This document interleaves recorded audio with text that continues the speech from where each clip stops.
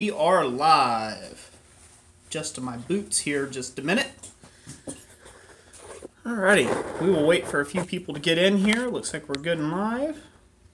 Adjust that down just a fuzz. And we're good. Alright, well, welcome back. For anybody who's watching this on the replay, this is just a special live stream to say thank you for all those that went out there and bid on Chandler's hammer, his auction hammer that I had made for him. I don't have an example of it. I already sent it off in the mail. That's what it looked like there. The total price that it went for, and I don't know if you guys are seeing this in reverse, but it sold to a guy by the name of Mike. He wanted his last name to remain nameless, but he bought it for $660. So that money's already been sent to Chandler, and I'm hoping it'll help him very greatly with his move and things of that nature. So we get to comments here. Royal Crow Forge, hello. Brian Ely, hi. Ben Toombs, good to see you. Chris Spalding, hello. Glad to have you all in the chat this evening. So I'm not doing a real long live stream. I'm going to try to keep it to about an hour is what I'm hoping to do. It's been a long day. So hopefully we can just keep this for an hour, and I just wanted to take and give everybody an update on how that auction went and stuff. And I've got a really annoying light behind my head. Give me 1 second here, ladies and gents. There we go. Off camera. Better? Better. All right.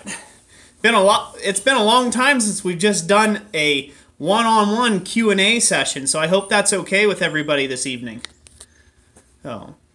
Hello, Billy Strong. Shamrock Forge. Yep, that's a lot for a hammer. Although I've sold more expensive hammers before. Let's see here. George Mew, hi. Soul Reaper. The Soul Reaper, hi from Yorkshire. Well, hello from Ohio. Bill Flint, hello from BC. Well, hello from Ohio. What's up, everybody? Glad you're all here. Oh. What processes do I do with an air chisel? Got a first question. Why not? I do all sorts of different things. I'm really just kind of getting into it, so I have not done a whole bunch of projects.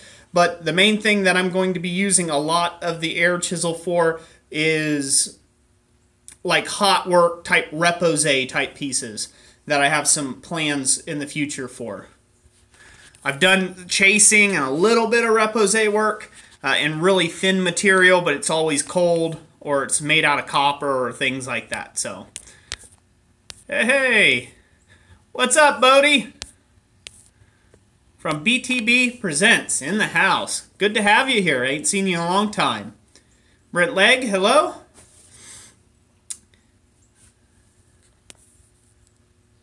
Doug Franklin, well, just thank you for being a part of it, and everybody who contributed to the bidding on the hammer, everybody who contributed to posting and getting the word out there about Chandler's situation, that was really just help enough. That's really appreciated, I'm sure. I know it definitely changed Chandler's viewpoints on things, and that's what it was all about, and that's great. Anytime you can stop a guy from just giving up on his dreams, that's the way to do it. That's right, Billy Strong. I say that I'll chat for at least an hour and 1 hour, so it means an hour and a half. Yep, you're probably right on that. I have a lot of fun during these chats. Bill Flint, I have used the air hammer to make a hammer. I let my attention slip though, and it drifted it crooked. In fact, I got a video of that. Actually, my video that I posted this morning was that. It was a fail, rounding hammer fail video. So there was a small little rounding hammer I was trying to make for a customer, and it got crooked, and the air hammer took no time at all to drift it right through. So, Thomas Urso, Ridge, Iowa says, "Call me, Mike." Okay. Yeah, live on a Wednesday night, Mark Hess. Thomas Urso, did the hammer sell? Yes, it did. It sold for 660 big ones. So thank you all very much. That was won by Mike. and very gracious dude. He didn't want his last name said or anything, so I'm just glad that you know, that worked out well, and yeah, I'm sure he's excited. So it literally went out Monday as it sold, so Monday afternoon. All right. Pastor Josh Smith, good evening. Chris Foley, finished the building of power hammer, getting to get it going. Great plans, Roy. Chris Spalding, I am glad you're almost finished building that power hammer and getting it going. I'm glad the plans helped you too. Thank you for supporting the channel in that way. Let's see here. Yeah, I know how that is, Bodie. Senior years can be pretty stressful. So, oh, also, while we're here, and I'm only like 5 minutes in before a bunch of people click away, you know, who watch this on the replay, there's another young man that had contacted me as I was still auctioning off Chandler's hammer, and I got contacted again by another fellow YouTuber here, well, a fellow person, a subscriber on the channel, that they wanted me to take and mention it, that this young kid, I think he's 14, 15, somewhere in there, if I'm correct, he made a knife, or a kniff, so this way we get around the AdSense stuff. A kniff, if you can't spell, that's what kniff stands for. Anyways, he's wanting to auction it off in Chandler's benefit. He tried to help Chandler as far as like with moving and stuff, but Chandler, he wasn't into, you know, the help just yet with the move. So he's wanting to auction a knife off instead, so his is over there on eBay. Right now, it's only had 2 bids on it, and it's at $81. But I'll give you the specifics here. Yeah, so his video is Blacksmithing Shorts, Chandler Dickinson, and Kniff is done. And you can see that right there. His the channel name is William Barnhart III. I'm probably butchering that name 100%. The auction ends Sunday, 8:34 p.m., so you should be around to watch it go. And then, yeah, all you have to do is search for the hand-forged kniff for Chandler Dickinson. And that's a great way of continuing the support heading that way. And you get what looks like a great little kniff out of it. So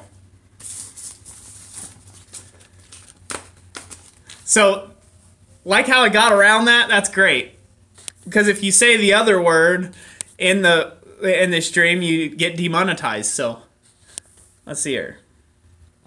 Mark asks, was today's video, was the hammer fail fixable? Not really. I mean, it could be, but not without a great amount of effort. So I decided against it. I decided against fixing it. And what I'll mainly do with it is I will probably just dress it up and it'll just become another hammer in my shop. Or I'll just give it away at some point as it not being my best work. That's probably what I'll do. All right. Hello, all. All right. Yep, weather's feeling pretty great, John Coffee. Let's see here. From Coffee Storage. Original Ironworks, which gauge copper do you use for your copper roses? Don't start me the lion on the gauge. I don't know where the gauge is at right now. I'm not sure what the gauge is. I know it's like a 1/16 of an inch thick. So it's about a 1/16 of an inch thick, whatever gauge that is. It's not on the top of my brains there, so. Tough enough. Thank you for watching the channel while it's raining cats and dogs. Yep, very crafty warty. So, hey, Tough. Good presser. Let's hear. It is. Kniffs. They're everywhere. These days, you got to watch it. Kniffs. So, all right. I'll show you guys the fail hammer up a little closer detail. Also, I've got, and that was shot about a week ago. So, you know, I've been trying to pile up some videos here, getting ready for my launch here April 1st, of going back to my normal posting schedule. And so they're a little bit delayed from actual timeline. I went ahead and redid the hammer. This is what I've been working on now.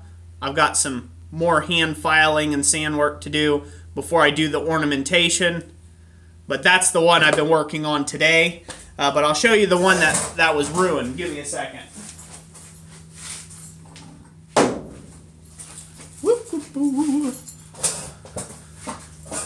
All right, good to see you, David. Hey, David L. Hayter Jr. Good to have you. Corey Shire in the house. Good to see you. Graham Pepper, you too. Good to see you all.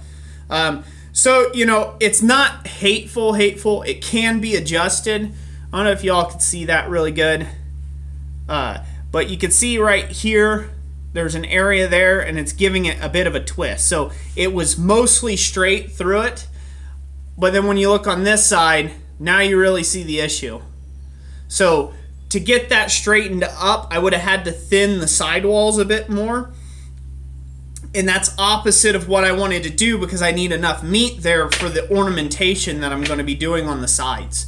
So if this I'll just clean up by putting the drift through and hammering on the high spots, essentially the thick areas, thinning them out, and then I'll just re-drift it back to shape.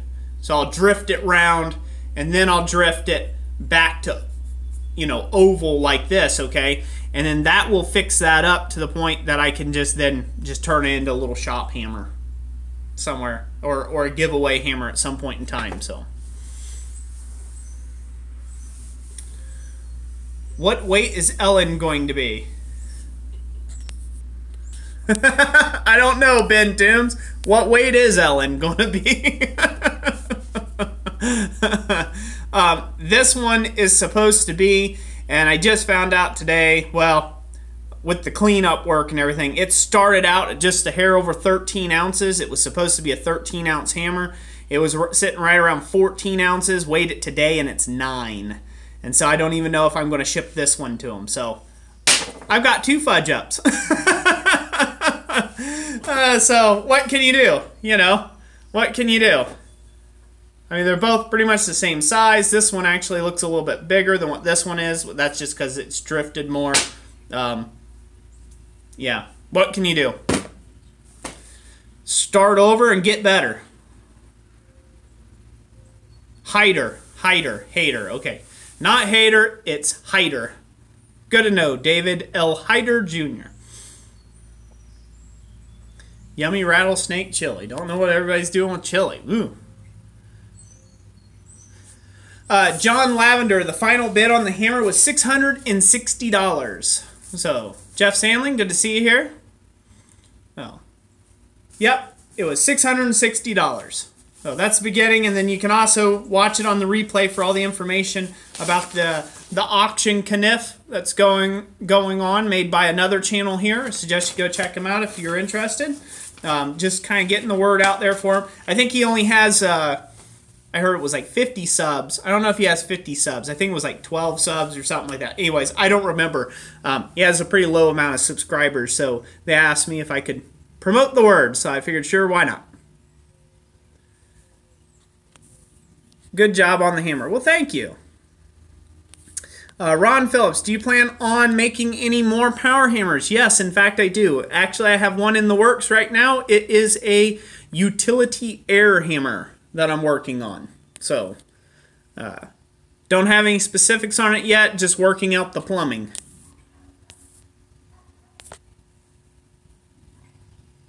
Yep, it's a nice little chunk of change, Jeff Sandling. What hammer was that? Not sure. Hey, Daniel Moss. Good to see you here, buddy. Yep, I'm doing well, dude.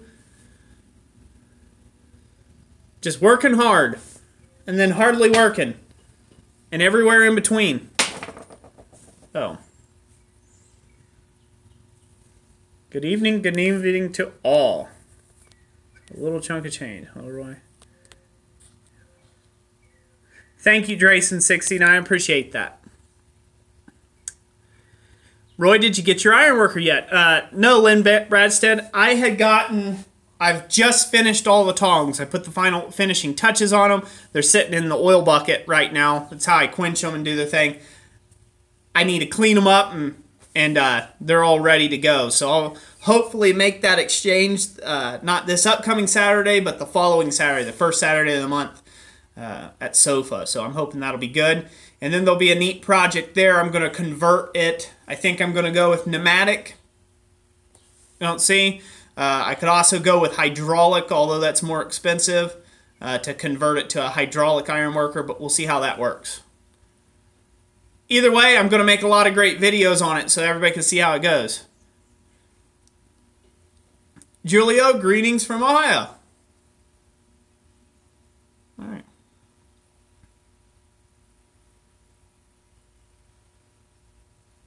Woohoo! Way to go, Bodie. Bodie just found out he's got all 2 years of his college classes for machining completely paid for. Man, I tell you what, that'll be a really good career for you to get into. Machinists always have work. More work than they like sometimes, so at least all the machinists I know. Yeah, everybody congratulate Bodie's on that. He's a young man, and that's a great thing for a young man to hear. Still in high school yet. Yep, that's awesome. So, I mean, that was basically it, like 16 minutes in. Got all my information out there. Now I'm just hanging out, saying hey. No. Let's hear other news. I'm working right now on a customer's project. It's been in the makings for a while. Let me bring it around here. Get it on the other side. So this is a gear shifter lever, and I've shown it before. Let's see here if we can get it out of here. It was supposed to be keeping the rust off. Doesn't help if it gets wet. Alright, so this is a gear shifter. Essentially what they call a, gosh, I hate to not say it. You know what? I'm just going to say it. They can unmonetize this video.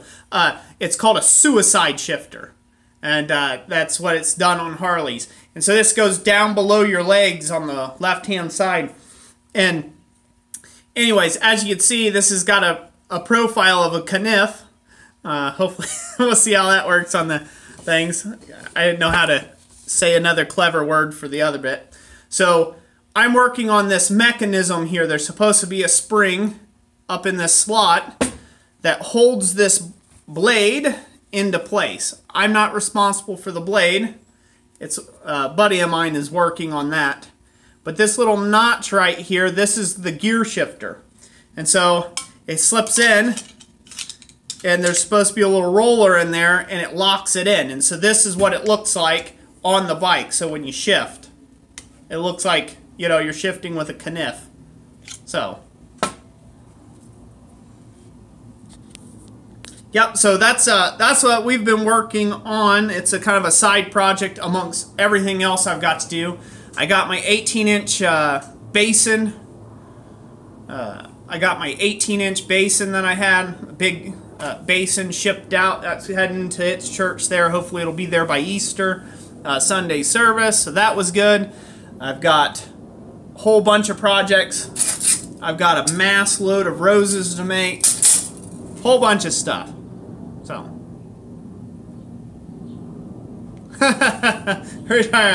You had it, but not as nice as that one. Yeah, he's putting some money into this one. He's a fairly wealthy client of mine, so. And one of my only local clients, so.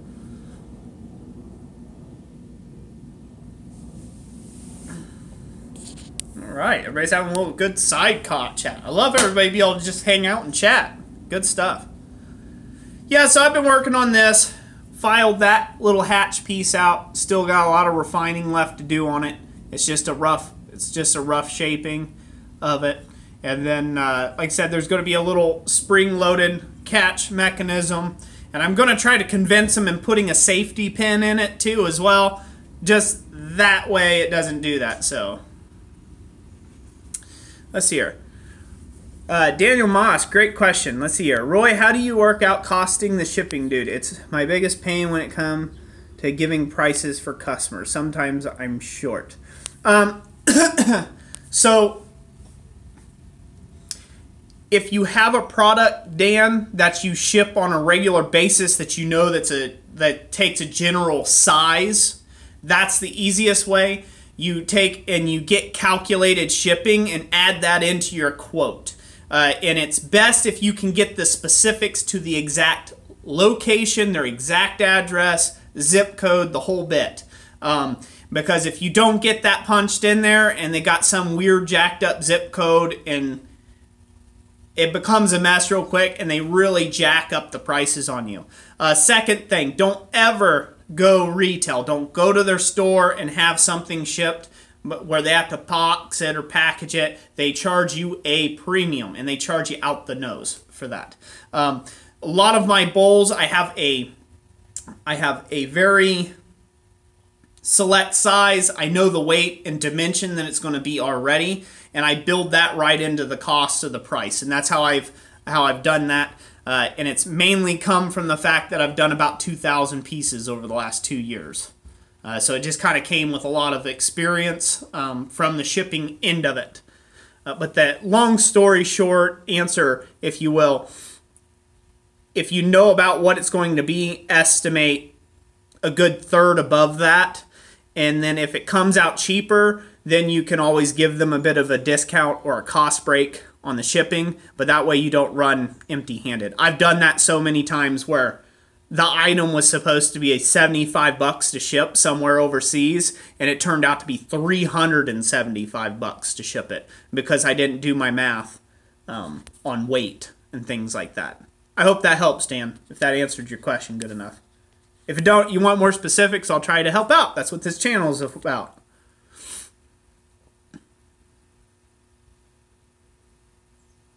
Ron Phillips. Yep, that could be a way of doing it. Let's see here. Hey, we'll see you later, Rigid Ironworks. Thanks for stopping by.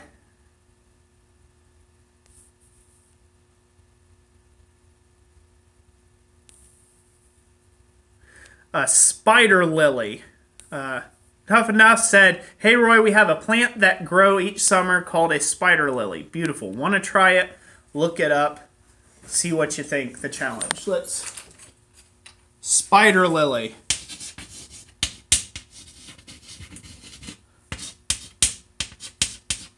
Alright. Got that down. We'll see what we can do. Drayson69, that's alright. Thank you for coming out. See here. Graham Pepper, you have a good day at work. Watch on the replay. God bless you. Thank you for being here.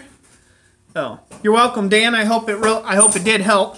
I try not to give too aloof answers, but it's kind of, you just never know with their shipping prices, man. They change on you, and you just got to stay up on it. You know, one of the things I've had problems with before is, so say I quote something and it's a long project, which I'm assuming most of your architectural stuff, Dan, is, you know, longer project stuff. I guess light architectural things. I don't know what you're selling that you're shipping, so to speak. But where I've had longer jobs, I've had a problem where the price has changed in the time that it took me to get the job completed. So yeah, just adding a good third on top. Some people say doubling it. That can get a bit excessive. So, you know, you might have an item that's worth a couple $100 and you're shipping it for $400. That doesn't make sense. Roy, do you ship with FedEx or UPS? I ship with both. It just depends on which one's the cheaper carrier and which one's the more trusted source at that point in time.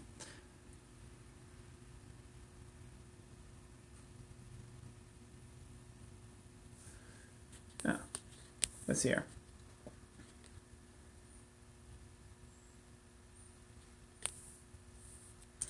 Let's see here. David L. Hyder Jr. said, thoughts on large projects like a forged nightstand. Better to weld, rivet, or forge weld the legs on? I don't know. I guess it depends on what it needs to be. I don't know. Hyder, more information. What you would like to answer a little more specifically there. I would probably just rivet. I don't think I'd do legs. I would just weld or probably rivet, probably in my case.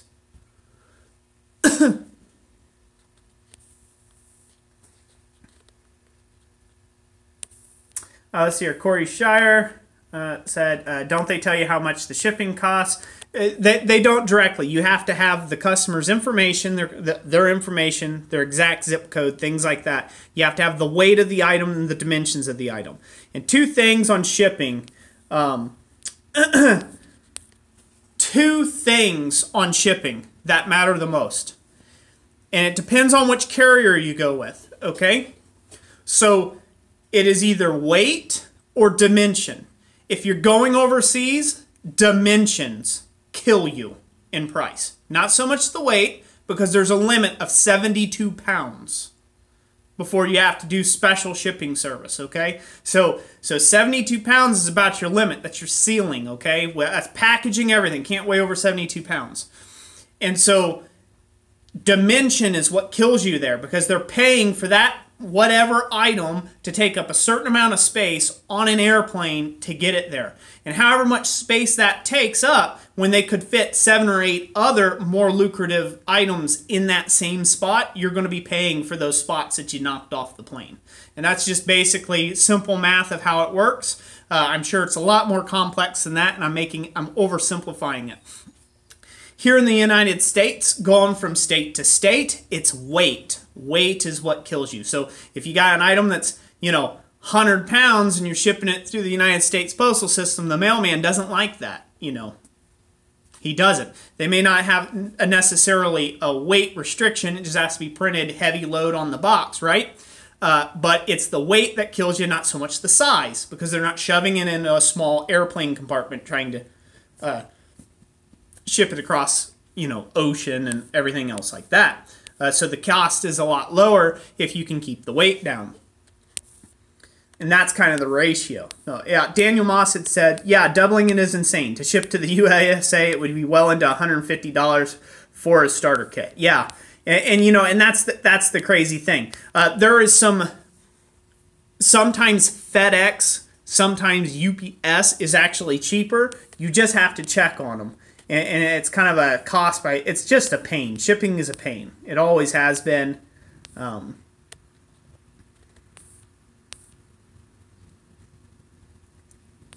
6 pounds in weight, $75. Shipped one to Canada, $60. Sent one to Georgia, $10. Terrible. Yep, that's right, Coffee. That's exactly right. And that's how they are. They're horrible. The shipping services out there are horrible. And then if they don't lose it, if they don't lose the item and then not give you any money back, and they don't pay for your time into it, insurance is an absolute must. Insurance, insurance, insurance, insurance. Third-party insurance, if you're going with the United States Postal System, the USPS, you will get hosed if you use their insurance. Always, always get third-party insurance.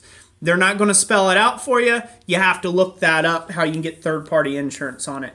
Jessica would know more about the third-party insurance we use. That's pretty cheap. So, Billy Strong, thank you so much for the $4.99 super chat. I really appreciate you. I'm glad you figured out the super chat. Yeah, it takes me a minute too whenever I try to throw some money a few other creators' ways. So, Martin, not late at all. You're only 28 minutes late. So, in our hour-long live stream. So, let's see here. So you basically have to have an account with each one. Then go online and put in all the details. Quote, right. Yep, that's right. That's pretty much you have to do to get a quote. Now, let's say you have your own website. There's certain website hosting things. Like we go through, our website is in Weebly. And if you pay for their, I don't know, it's like a top tier subscription or something like that, they actually do calculated shipping. But you still have to enter their information. It's just not going to give it right off the bat. If it's a product that you offer already, you can do like a standard shipping thing, and they click on it, and then it'll calculate it to their location, and it's the customer shipping cost is the problem, and you don't have to do all that math there. So, yeah, Jessica and I, we have been shipping things all across the world for a long time, and I don't like saying that. It just makes me sound facetious or whatever. That's not really my thing. I don't like to, I don't like to portray that at all, that I'm arrogant. But we have been shipping for a long time. There's not too many tricks that we don't know when it comes to that. Jessica more so than me. She's way better at that. I used to be pretty heavily involved in it when we ran our eBay business, but I kind of stepped out of it for my own sanity's sake. I like to stay in the shop now. All right. So we got 40 people watching, 24 likes. Thank you for everybody who's hit the thumbs up button. And, you know, thank you again, Billy Strong, for the super chat. I really do appreciate that. Every little bit helps. Oh, good news. Because of the super chat donations, we do have a new microphone on its way. We chose a little cheaper option for microphone. It's the Rode Video Mic Go is what it's called. And so I'm hoping that'll work well with the Lumex and get a lot better audio in the shop. So in my shot. So that's a good thing. We bought a lapel mic. Got it, found out it just doesn't work with our camera. Like, it works with a ton of other cameras, but not ours. So we had to ship it back. Oh. Nope.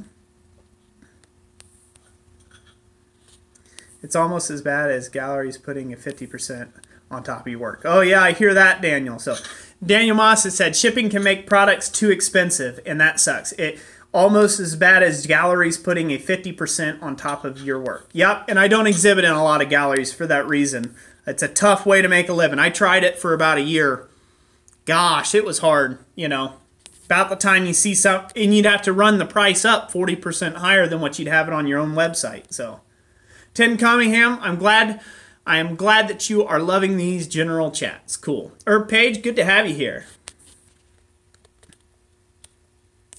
Yep, Corey Shire, she does really great. So, you're welcome, Dan. Thank you for being part of my community, by the way. If no one's seen Daniel Moss's channel yet, trust me, I'm a blacksmith. You should go check him out. I say that with all sincerity. He does a lot of different projects, interesting projects. He does a lot of... it's just really good to see a different angle and a different viewpoint. He comes from where he's been and all the training he's had at his college and from the engineering background and things like that. And you guys should really go check him out over at Trust Me, I'm a Blacksmith if you haven't subscribed yet. I think most of everybody in the chat right now so far is a subscriber over there, so that's awesome. Woohoo! We can hear Roy rants better. Yeah, that's right, Brett Legg. So, yep, you'll hear even more yak yak. Brian Neely.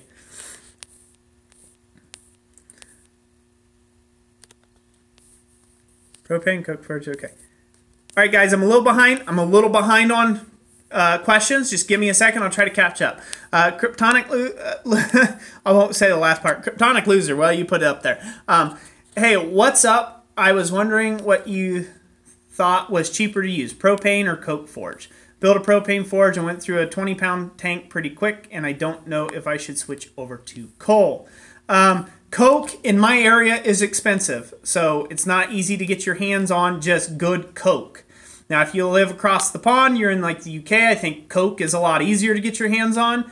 Daniel Moss could probably take and help you out on that one. And I believe he's done some videos on stuff like that, the differences before. As far as going through a 20-pound propane tank pretty quickly, it may be, you may have to check your orifice size. You may have too big of an orifice and it's just drinking it like through a mega straw. So check that out. Coal in my area, coal here in Ohio, is way cheaper to run than propane will ever be. It just is. It lasts longer. You can coke it and bank it high, and that's by Munimus coal, and it's just way cheaper. So, Sarah, I'm glad you like it, Martin. Thank you. He said, Roy, you always give great info and a wonderful learning experience. I'm glad you liked it. Thank you so much. Did you happen to answer my question? David L. Hyder, I'm not sure if I did answer your question. Could you pose it again with a hashtag Roy? I greatly appreciate that. Yeah, Jim Bob the Impaler. I actually shot my first one, and we just called it Jeep Thoughts. Instead of when I've got something to say, it'll still be Roy Rants when I'm ranting. But I did just film one, and I gave you a shout out on that one about it being called Jeep Thoughts now.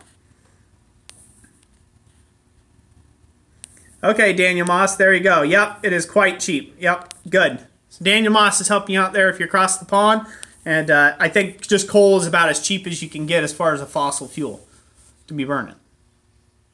Yep, Ben Toombs might have the pressure turned up too high as well. Advance 9572 or Nick T. I'm just going to call you that. Nick T. From Learning Blacksmith, thanks for the great teachings and generosity from Midfield, Ohio. You are very welcome. Thank you for being a part of the channel. Thank you so much for that. What happened to the 5 at 5? You mean the 3 minutes at 3?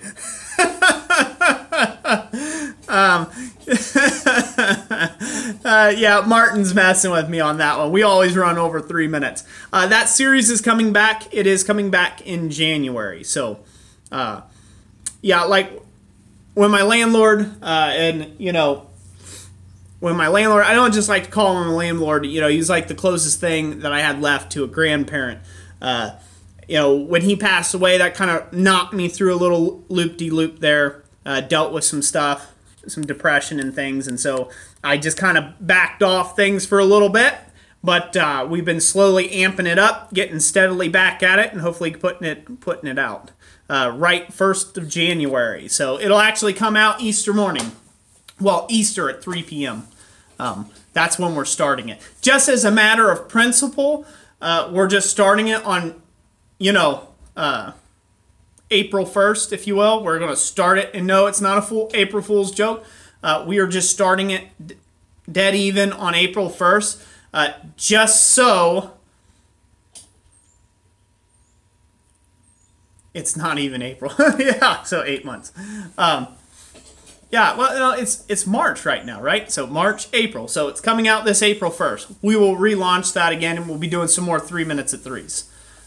We've got a whole bunch in the till.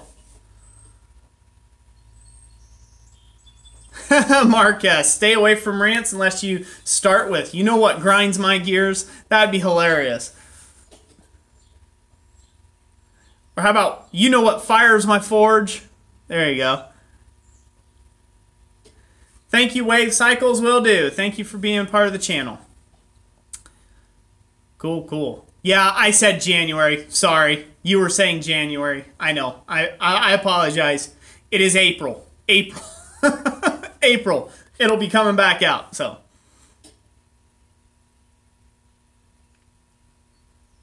Little Family Guy. Yep. So yeah, so it's going to be pretty good. I'm glad that that's going to come out. Again, I've got a lot of different things that I want to undertake and different projects. One of those is a blacksmith's toolbox that I'm working on. This is one for myself. So we'll see how much I can get done on that. I'm trying to put an emphasis on the quality of my craftsmanship. So for those of you that haven't been part of the channel long, there's some of you that's been a part of the channel for a long time. I have put over, I think the last time we counted, we were at like 634. I think it's 634 videos. It might be 35 now because of this morning's post. We're at 635 videos on the subject of blacksmithing, and most of those have been centered around kind of like the basics and beginner techniques and things like that. And I'm still going to take and do those, but sometimes you just have to take and go out and say, all right, I'm going to show what I really can do, because there has been times in the past that my skill level has been called into question, and you kind of got to watch that a little bit as you go along, especially as you've been in it as long as I have. You have to make sure that you start, you know, showing those skills out there just as much as the beginner techniques. Otherwise, people mistake you for a beginner. You know, and I am definitely not a beginner at all. And so some of the stuff that I want to do is I want to showcase the other sides of my work that I would normally do just for customers, private commissions, things like that, and start doing more advanced level projects and do them in a way that's more inspirational for everybody. You know, so if you're not there yet, you feel inspired by it to just go out in your forge and make something. And I hope that that'll be very well. So,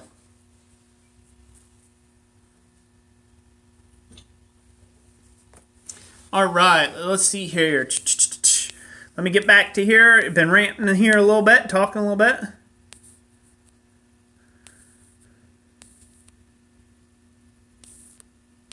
Okay, somebody's offering there. Mr. Carter, how's your knuckles? People talking. Some of get confused easily. Yeah, okay. Let's hear. All right, I'm going to skip ahead. If you guys had any direct questions for me, please ask them again with the hashtag Roy if I missed them. Yeah, I've been thinking of making a post stand tripod or four-legged, trying to think of the best way to attach the legs and the best looking. I would do rivets. David L. Hyder Jr. I would do rivets for the nightstand gift. If it's a gift, I'd put in the extra effort to do the rivets. It would be beautiful. Brent Legg, while I'm here, a buddy of mine asked me if I could forge his wedding band. I've never made jewelry before. Any tips on that? Start smaller than what you need and then slowly but surely work it on a mandrel to get it to the correct size. It is easier to stretch out a band after you've made it, like out of a slug or something, and punched a hole and then hammered on a mandrel. It's a lot easier to take it to the correct size with hammering versus trying to shrink it back down. I made this one here, and you know, it was a pain. It was too big to start with. It took me like 2 hours to get it condensed enough to where it fit my finger. Daniel Moss, you done any gate or railings, dude? I have made one gate in class, so that doesn't really count. It's not even on a post, so no on gates. Railings, I've done just kind of handrails. I've done a couple little in-home handrails, just grab rail type things. Nothing real big in the architectural side there, Dan. It's one thing about my shop, it's just such a tiny space. And it's not really that bad as far as tiny. It's just I can't maneuver anything in here that's of any real size. So I've turned down a lot of railing work. I've turned down a lot of that type stuff just because of that. Well, I'm glad you liked the business-related videos there, Corey Shire. Corey Shire. Blech. Okay, how is that spring on your other power hammer that kept breaking? Haven't seen it in a while. I replaced it completely. I got rid of it. It was a mess. It just kept breaking.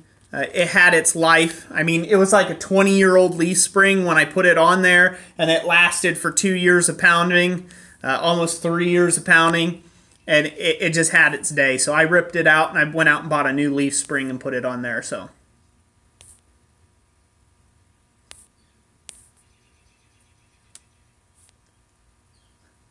You can just say David. Okay, we'll do David L.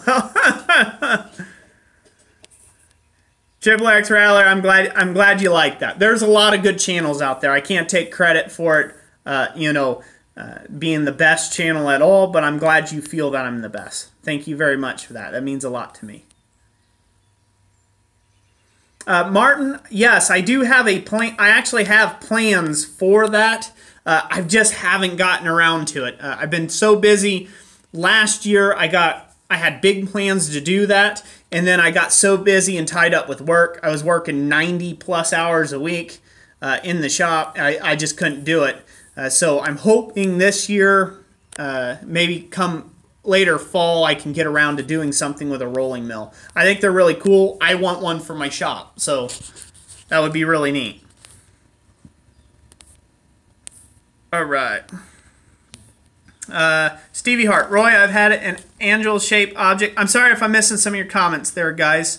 Let's see here. I've had an anvil-shaped object for a while, now a railroad tie plate, and have wanted to upgrade to a real thing. I've got a budget for about $350 to $400. Any suggestions around that price for an anvil? I think you can clear a 100-pound anvil. You might even be able to get a 125-pound, maybe 150 if you're lucky there. As far as suggestions wise, you're most likely are going to be looking at getting an anvil that is your standard London pattern. And depending on what you need, you might be able to get a heavier one, like a hornless anvil, if all you're doing is like blade making and things like that. And you may be able to luck out there. Try to get something with as clean a face as possible. And when I say clean, that means, you know, not necessarily flat, but not with a bunch of gore marks all over it that you have to fix that would get beat into your work. All right, I'm going to scoot up here to the bottom. I'm getting way behind there, ladies and gentlemen. Sorry about that. You sold the power hammer, didn't you? Yeah, I sold the beam hammer.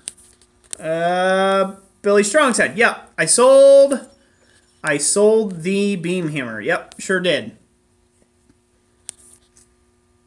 And I actually sold the Hardy hammer as well. Start on some wood chisels this weekend. How much high carbon steel do you recommend forge welding on? Just enough for the cutting edge or most of the body. The wood chisels, I don't have a lot of it. I don't have a lot of great information on that, Jeff Sandling. What I've seen is it hasn't been over a third of the body was covered with any sort of high carbon tool steel. Usually the shorter the weld surface area, the better. The more likely it's going to take. That's what I know.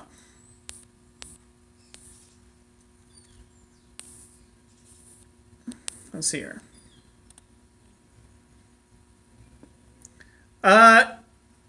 Martin, it's not.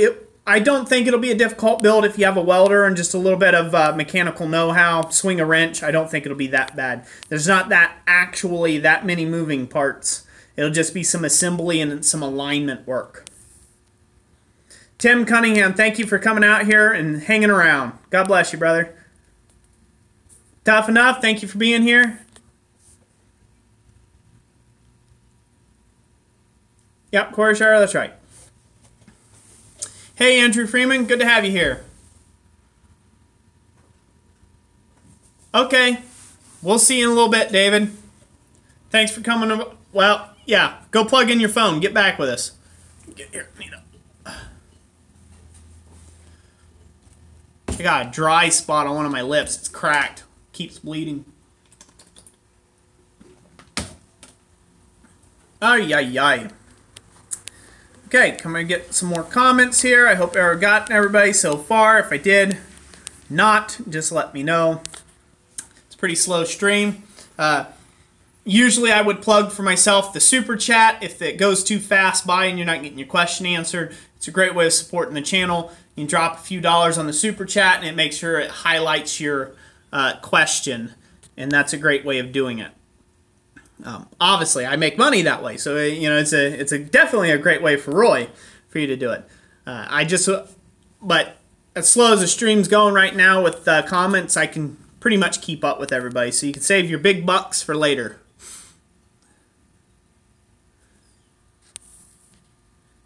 Yep, I appreciate it, Martin. Will do.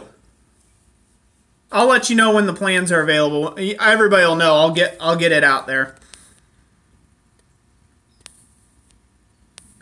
Get a hold of a lot of. Do you get a hold to get coal, and how much do you get at a time? Okay, Kryptonic. Way I get my coal is up at my blacksmithing club, and I get about a ton at a time. Oh, Brent Legg. I use steel. It's a steel wedding band. And this is actually, probably nobody knows what this is. Good night, Chris. Thank you for being here. This is a spacer. It's like a sleeve that goes on the pintle of a tractor implement to upsize it to the next size category. So it was already a tube, perfect. All I had to do is zip it off, cut it off, but it was way too big and I had to forge it down and compress it. Howdy, Billy Martin. Good to have you here.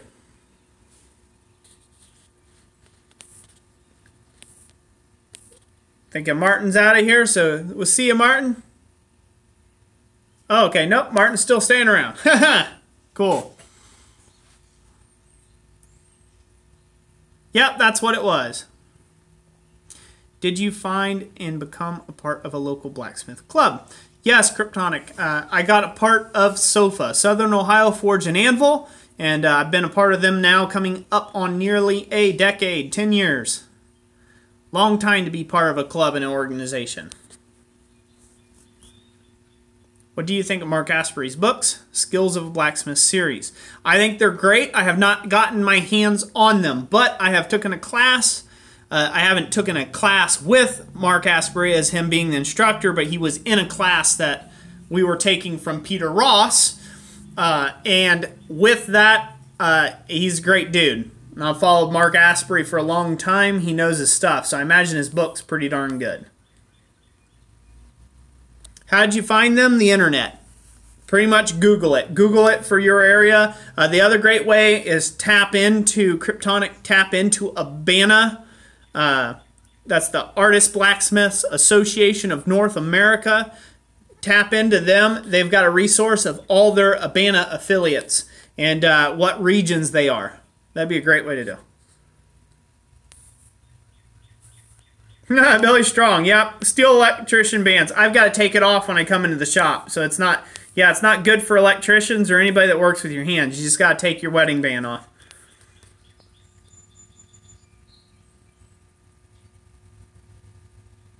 Yep, Brent Leg. Yep, a lot of machinists like to make little rings and stuff. Yep, Northwest Blacksmith Association. Yep. What will the next Vice video be? The screw portion? Most likely it will be the screw box. And then decorative filing, I think, after that. So I've got to make the actual screw box. That's the cone, the portion on the back. And then there's a screw nut that goes on there.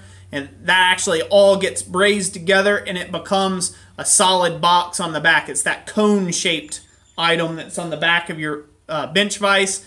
That's called the nut versus the screw. And it pulls them together. And so there's like a cap that goes on there, and that takes several welds to do. And you can choose how you do it. I'm probably going to forge weld the nut because it'll just look more interesting, and then cut it off and then shape it afterwards. But you can just braze it all together. There's a lot of different options there.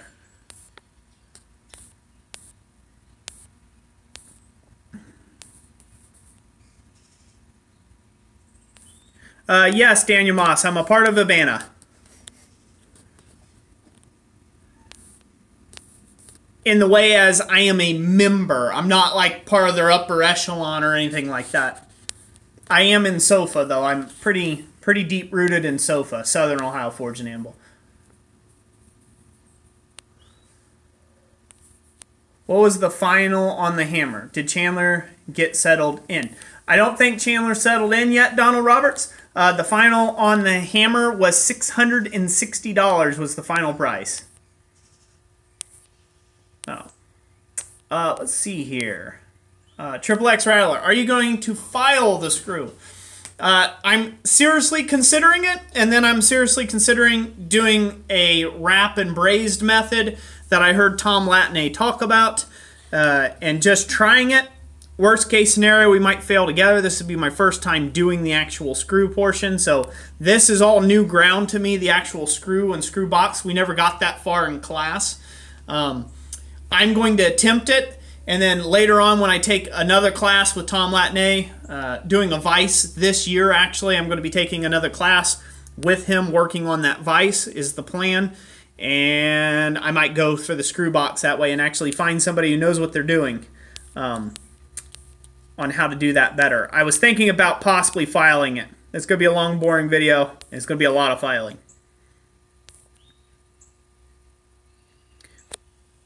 Yep, Kryptonic Lizard.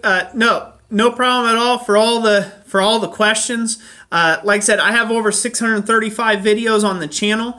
All you have to do is go to the channel and go into the search bar and search my videos on any subject you like just about, and I do have a video on it most likely. And you can get me that way pretty easily. Oh. Okay, yeah, Dan Loss. Yeah, no affiliation with the upper ends of Abana.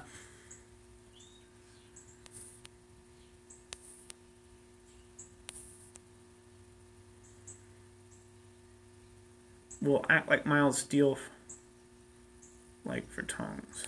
Okay. I got some stainless that is non-magnetic. Will it act like mild steel, like for tongs? It's inch and a... Is it 1.5 inches round? Is that right? I'm not sure. I'm not sure, Martin. Is that a question? You've got some stainless that is 1.5 inches round. If you've got that, it won't act like mild steel. Stainless is way tougher than mild steel, though.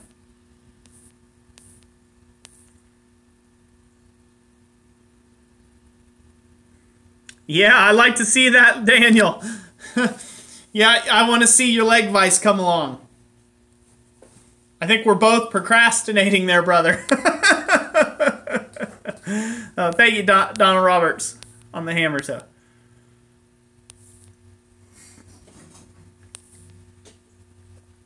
Okay, Roy, pros and cons. Corey Shire asked, pros and cons related to differences between natural gas and LPG. Which has more BTUs / hotter / cheaper?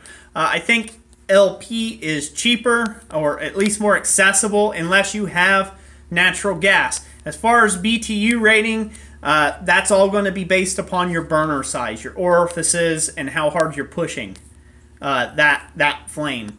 I don't think it has that much to do, noticeably so, with the natural gas or the LP. You could probably Google that and find out a better answer that way.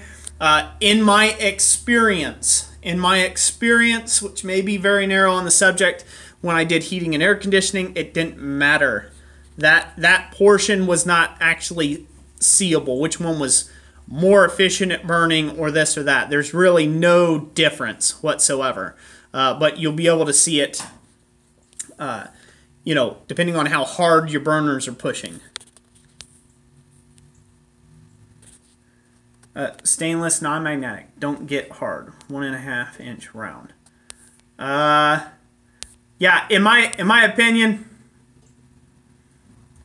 stainless would be great for making like light duty drifts and things like that, Martin. I don't think I would make tongs out of 1.5 inch round.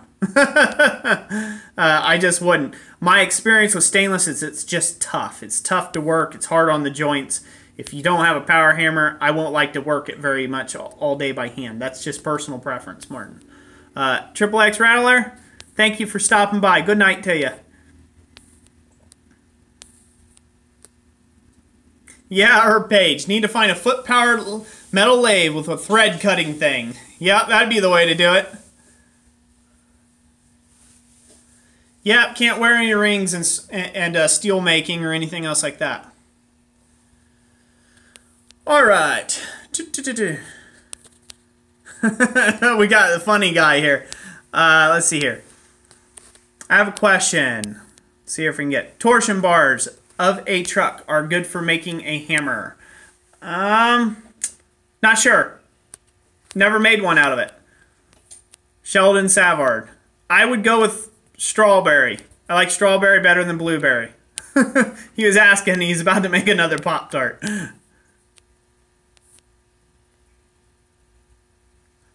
Big DD said, Daniel Moss answered your question there. Loof, torsion bars make great hammerheads. Good. Watch your propane burner, and I think you said that it will reach 3,000 and burn a fire brick. So what can I use to line the forge? Where can I get it? Thanks. I'm not sure if it'll reach 3,000 degrees. I don't remember if I said that in the video or not. It depends on which forced air propane burner you're doing. It does melt a 2,200 degree fire brick, so you got to go with like a kiln brick, a soft kiln brick, something that's rated for a lot higher. And then they make creams on it that you can do. You want to get, yeah, refractory, high alumina. I was about to say that. Some sort of refractory, kiln refractory lining and things. The fire bricks themselves are probably not enough. Let's see here. Paul's Garage. Paul from over at Paul's Garage. You may want to go check him out on his channel. He did like a little foundry, like a small little metal foundry. And he talked a lot about where he got his bricks from. And I think they're rated to like 3,200 or something like that before coating. You may want to check his thing out. And he had a whole thing where he put in there how much you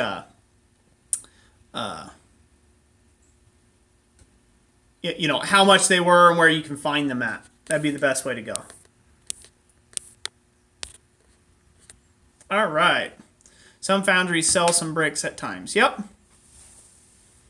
Paul Fontini said, you make cold chisel. They work great for that. Okay, good. Torsion bars. Work great. Hello, back, Bridget Ironworks.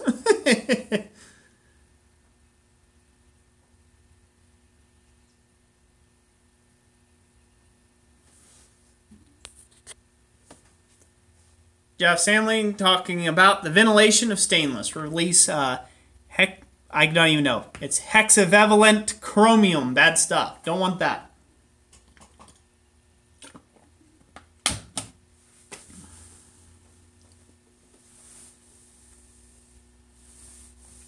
Got a piece of torsion bar and test it. Yep, that's a good way to do it. All right. So, it's been 1 hour, 1 minute, and 18 seconds. As I said that just then. I think I'm going to get off of here unless everybody wants me to talk for about 20 more minutes. And then we can keep with tradition where Roy never ends it at exactly when he says he's going to. We have 29 more. There you go, Billy Strong. Yep. That is for certain. Oh. Yeah, so, rant. I won't be doing any rants here lately, so I'll try not to. 29 minutes to go. All right. HOJ Forge, good to have you here. Yeah, we were just getting ready to get off here, or I think so. Good evening, Herb. Thank you for coming out. You enjoy your supper there, buddy. So, all right, so before I go, I'm going to go ahead and remind everybody real quick and just say some of my last bits here. Thank you, Graham, for the $2 super chat. I really appreciate you pitching in like that. I really do appreciate you. And I do know you care. You don't have to pay me to show me you care. So I want to take and say a big thank you to everyone that was in my community, that you guys decided to support Chandler through his time of need and bid up on the hammer, repost the video, watch the videos a bunch of time. That really helped out. Thank you all so much for everything, all the good kindness and the love that you guys have been sending our ways. It's greatly appreciated. Really do appreciate it. I'm going to give you all, again, you may want to go check out this young guy's channel. And like I said, he's auctioning off this kniff here. And if you're able to do so, the current bid's only $81, so that's pretty awesome for a forged knife that way. If there's anything anybody can do that way, like I said, I'm just spreading the word, trying to forge it forward, if it were.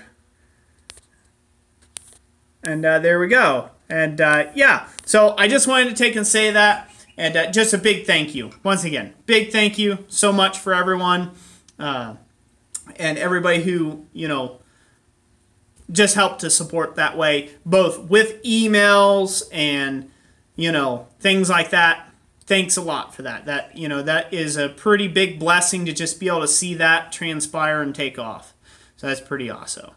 Pretty awesome. Woo! If I could talk right. So God bless you all. Yeah, you're all very welcome. Thank you all so much for being a part of this live stream. Make sure you check out Friday night's live stream. I'm going to try to get back on the Vice on Friday night's live stream. If I get in a pinch where I've got too much work, and that may be the case, we'll figure something else out. I've got some, I may actually be working on doing the decorative work on this hammer here, and we'll just do that. I've got some engraving work of scroll work and things to do on it, and maybe we'll just make that the live stream. But yeah, just check back with me on Friday. Remember, it's at 7 p.m. Eastern Standard Time if you can make it. Thank you once again for everybody who came to this live stream. This was just out of the norm, just kind of a real quick chat, and I greatly appreciate you all being here. So God bless you all, and enjoy the rest of your Easter, rest of your week heading up to Easter. God bless you all, and we'll talk to you next time. Thank you. We'll see you all later. Bye.